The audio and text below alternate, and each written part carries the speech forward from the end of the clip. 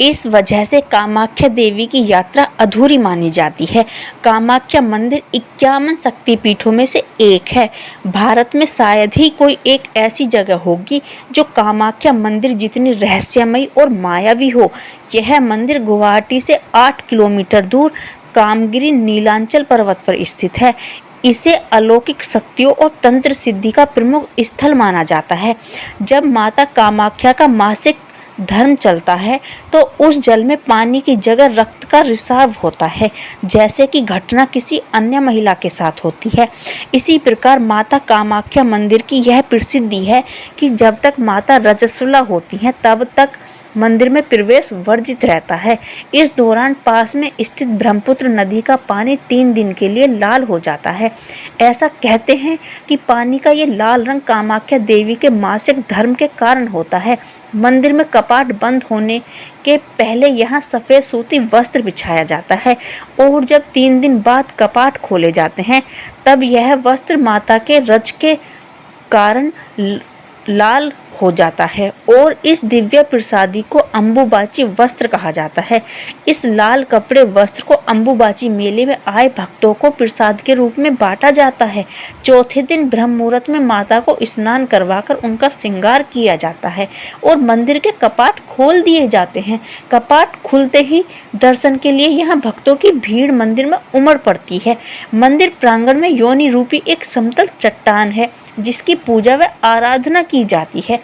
कहते हैं कि यहाँ हर किसी की कामना सिद्ध होती है। इसी कारण इस मंदिर को कामाख्या देवी मंदिर कहा जाता है। सर्प इनकी सवारी है। यहाँ पर प्रत्येक वर्ष आषाढ़ महीने में अम्बुबाची मेला लगता है। यह मंदिर 3 हिस्सों में बना है। इसका पहला हिस्सा सबसे बड़ा है जहाँ पर हर किसी को जाने नहीं दिया जाता है। दूसरे हिस्से में माता के दर्शन होते हैं जहाँ एक पत्थर से हर समय पानी निकलता है। कहते हैं कि महीने में एक बार इस पत्थर से खून की धारा निकलती है। ऐसा क्यों और कैसे होता है यह आज तक किसी को पता नहीं है। मान्यता है कि 3 दिन देवी को मासिक धर्म होते हैं। कहा जाता है कि यही जगह है जहां देवी सती की योनि भाग गिरा था। यह मंदिर देवी सती के योनि का प्रतिनिधित्व करता है। सती देवी के स्वतः त्याग से क्रोधित होकर भगवान शिव ने विनाश का नृत्य अर्थात तांडव किया था। साथ ही उन्होंने पूरी धरा को नष्ट करने की चेतावनी भी दे दी थी। इसे देखते हुए भगवान विष्णु ने देवी सती के शरीर को अपने सुदर्शन चक्र से 51 टुकड़ों में विभाजित कर दिया। शरीर का हर हिस्सा पृथ्वी पर अलग अलग हिस्से में जाकर गिरा। कामगिरी वह जगह है जहां देवी का योनि भाग गिरा था। यह भी कहा जाता है कि देवी सती भगवान शिव के साथ यहां आया करती थी। तांत्रिकों की देवी कामाख्या देवी को पूजा भगवान शिव की नववधु के रूप में की जाती है और जो मुक्ति को स्वीकार करती हैं और सभी इच्छाएं पूर्ण करती हैं। काली और त्रिपुरा सुंदरी देवी के बाद कामाख्या माता तांत्रिकों की सबसे महत्वपूर्ण देवी हैं। मंदिर के गर्भगृह में कोई प्रतिमा स्थापित नहीं की गई है। इसकी जगह एक समतल चट्टान के बीच बना विभाजन देवी की योनि को दर्शाता है। एक प्राकृतिक झरने के कारण यह जगह हमेशा गीली रहती है। इस झरने के जल को काफी प्रभावकारी और शक्तिशाली माना जाता है। ऐसी मान्यता है कि जल के नियमित सेवन से बीमारियां भी दूर होती हैं। महिला योनि को जीवन का प्रवेश द्वार माना जाता है। यही कारण है कि कामाख्या को समस्त निर्माण का केंद्र माना गया है। पूरे भारत में रजस्वला यानी मासिक धर्म को अशुद्ध माना जाता है।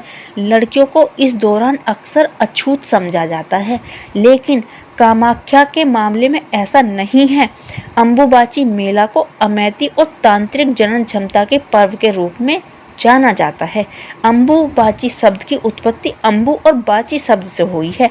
अम्बु का अर्थ है पानी, जबकि बाची का अर्थ है उत्फुल्लन। यह पर्व स्त्री शक्ति और उसकी जनन क्षमता को गौरवान्वित करता है। इस दौरान बड़ी संख्या में श्रद्धालु आते हैं।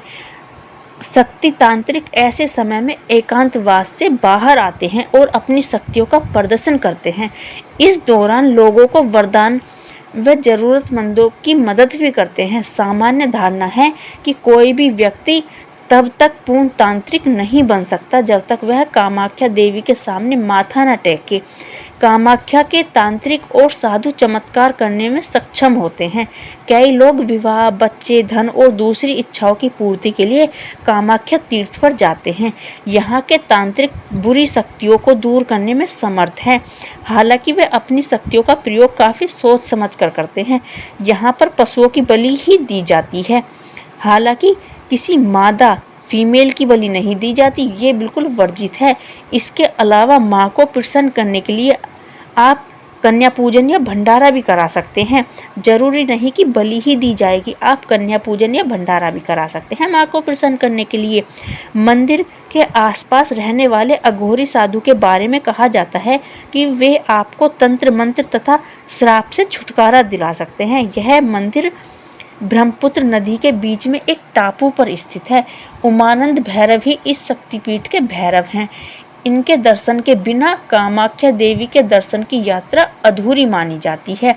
माँ के जीवन साथी का नाम कामेश्वर शिव का ही रूप है।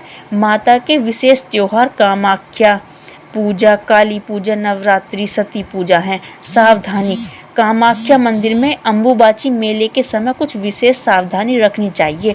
इस समय नदी में स्नान नहीं करना चाहिए, मिट्टी को खोदना नहीं चाहिए, न ही कोई बीज बोना चाहिए।